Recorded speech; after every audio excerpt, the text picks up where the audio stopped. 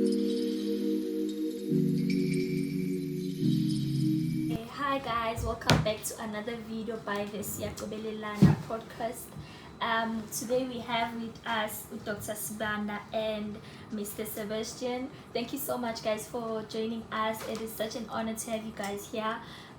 Before we go any further, can you please bring us through your upbringing and tell us more about yourselves? Go first. Yeah. Okay, so I'm Dr. Sibanda.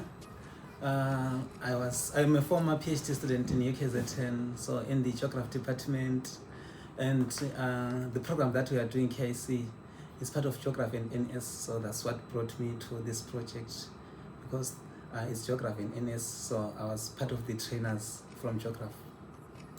Okay, thank you. Okay. How about you, sir? Okay, my name is Sebastian. In terms of the question, you said my upbringing. So I grew up around this area. So a small town called Chatsworth. Very busy, noisy, and not very clean. So that was when my first experience with climate change issues and challenges began. And I did my primary and high schooling there until I moved to the University of KwaZulu-Natal to do a B.Ed degree. And then I continued studying until I've reached the PhD stage, which is me being a final year student in doing my PhD. Oh, you're from around. I thought you'd say you're from India. Yeah, okay. So what's your involvement with the community engagement in UKZN?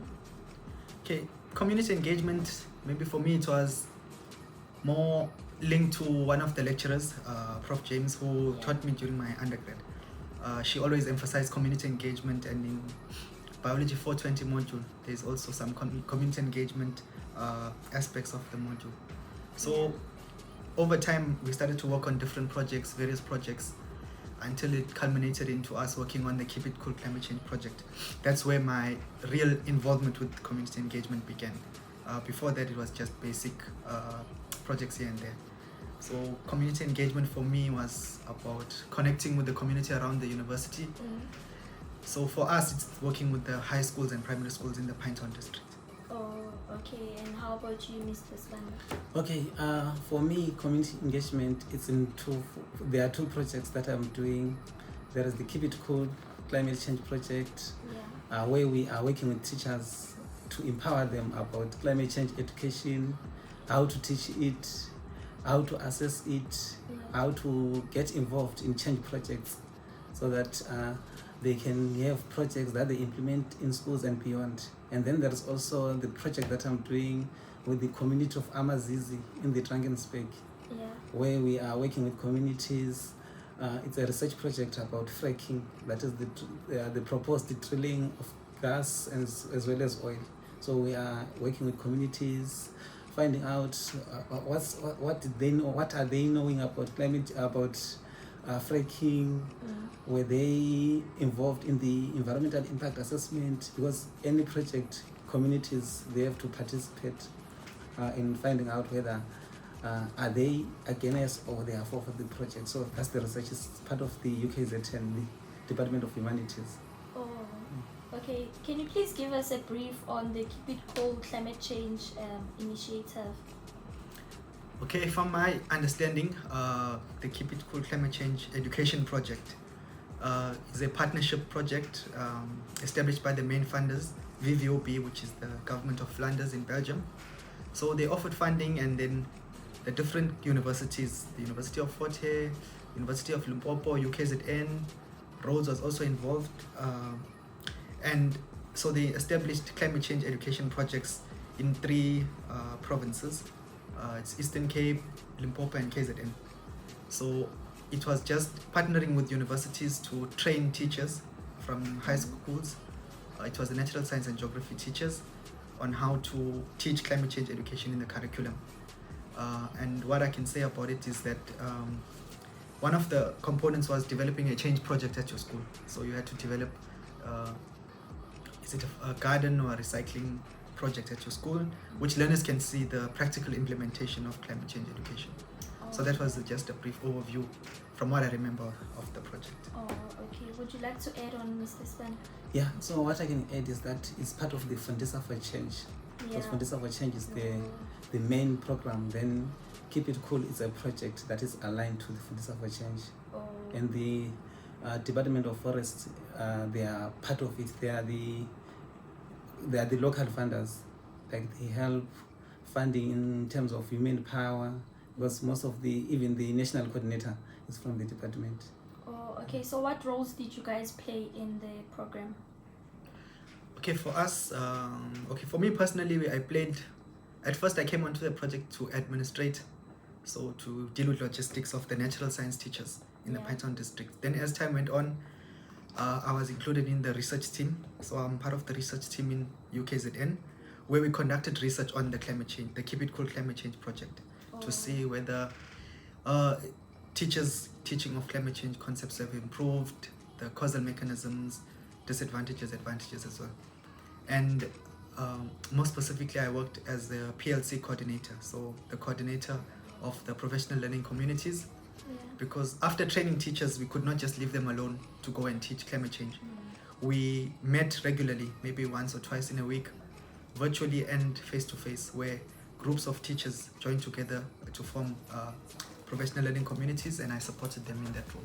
So I played a few roles in the project. Okay, so as for myself, from the Geography department, I was a trainer, and I was also an administrator and a researcher. Meaning for the training, we train teachers about climate change, mainly based on the CAPS curriculum.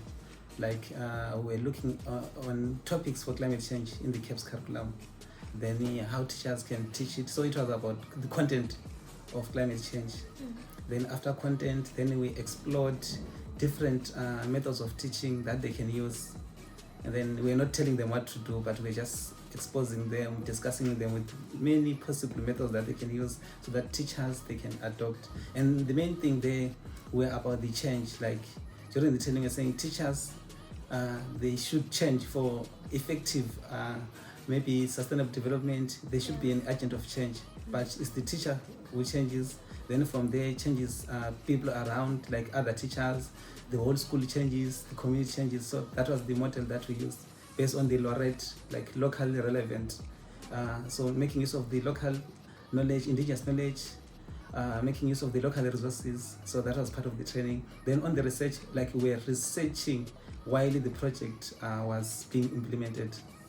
And then part of that, there was also, like at national level, there are other researchers again, they were able to develop materials for climate change. So teachers, they were being researched and they were being used as case studies of the Fundisa for Change materials that they can use and also can be used by other teachers. So that was part of the research, and we combined the UKZN report, like reporting on everything that was taking place. As administrator, we're assisting teachers. Like the training was online. It was sort of a blended, because it was a 5-day online training. Then we had a 2-day support. Then after that, then it was PLC, like Sebastian has said, that we're supporting teachers. It was more of face-to-face on the PLC support. So as administrator, we also empower teachers on making use of devices, because part of the training, there were tablets that teachers were given, but there was some complications on how to use them, so we helped them to train. So we're also ICT facilitators or coaches. Okay. And what changes have you seen within the communities that you've worked with?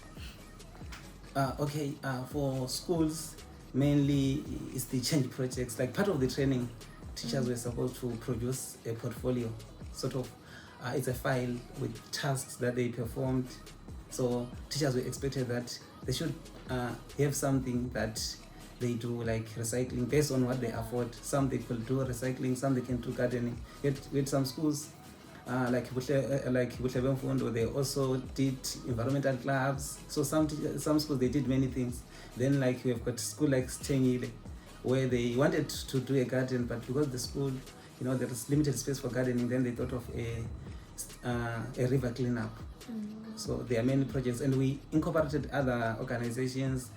eThekwini municipality, they are also helping us. Umngeni Water, they are also part of us. So there is many projects that I have established. Generally, all schools, the 20 schools, they've got something that they can say this is what Keep It Cool project introduced. Oh, okay. And then Sebastian, do you have anything to add on what Dr. said? In terms of the change, looking from the research, the change was observed from teachers' ability to teach climate change education. They felt more empowered because they were given resources, they were given ideas as well. Because during the training, like Dr. Sibanda was a part of the training, they taught them about pedagogies and the use of content and resources as well. The change project itself, like developing a garden, it brought a change in the community in terms of providing some fruit and veg for schools that provide meals to learners. So there's an improvement there. But the garden, for example, itself, he's talking about maybe a garden at Bohlebemfundo, can serve as a teaching and learning resource. So instead of teaching learners in the classroom, learners were now taken outside into the garden or the field, or shown the recycling station at the school, and climate change topics were taught in that way. So that's the kind of changes we saw. But we also saw the social cohesion that was built between the school and members of the community. Because you must know that such projects like a garden, during school holidays it will suffer because there are no learners and teachers to take care of it. But by incorporating community members, indigenous knowledge holders, and the larger school community as a whole to get involved in the project, we saw that cohesion being developed where they now work in unity together, and it can extend to beyond just the change project. It can extend to other components in the school. Yeah, that was a good idea. And then how can you introduce Keep It Cool to UKZN students? Okay, so the first thing is to identify like the modules where climate change can be incorporated. But generally, we realize that any subject like Keep It Cool, it was mainly geography and NS, but we realize that climate change is a contemporary issue. It can be incorporated in any subject. So to incorporate it, maybe we can identify maybe a common module that almost all students do, because climate change, it involves everyone, regardless of the discipline that one is specializing on. So identifying a common module, that's one option, or going on each discipline to find where can we incorporate climate change, or is there, how can we maybe uplift it, like the concepts that where we can say this one we can include issues to do with climate change. So that's the way to go.